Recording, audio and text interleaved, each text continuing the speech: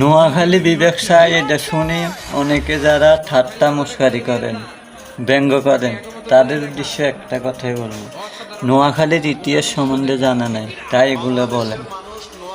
নোয়াখালী যখন এটা বলে ফেলছে নোয়াখালীর মানুষ, দুদিন আগে হোক দুদিন পরে হোক, তারা এটা সাকসেস করেন ছাড়া ঘরে ফিরবে না। এরা কৌশলে হোক, বুদ্ধিতে হোক, শক্তি প্রয়োগ করে হোক আদায় করবে। এটা নোয়াখালীরা মনে রাখতে হবে। এটার জন্য পুরো বিশ্ব খবর করে ফেলবে, বিবেক কিন্তু তারা আদায় করবে। যদি কৌশলে হয় তো এটা ভালো।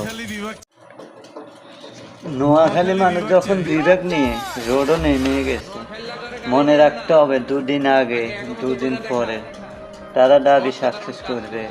কারণ নোয়াখালী মানুষ যেটা বুদ্ধিতে হয় না এটা শক্তি প্রয়োগ করে, যেটা শক্তিতে হয় না এটা কৌশল বদল করে। কিন্তু তারা রাজনীতি শিখায়, মনে রাখতে হবে বলো। যারা ব্যঙ্গ করো তাদেরকে একটা কথাই বলবো, ব্যঙ্গ করে লাভ নাই। কারণ নোয়াখালী বিভাগ হবে দুদিন আগেও পরেও। যদি বিভাগ না হয় সারা দুনিয়া খবর করে দিবে এটার নাম নোয়াখালী।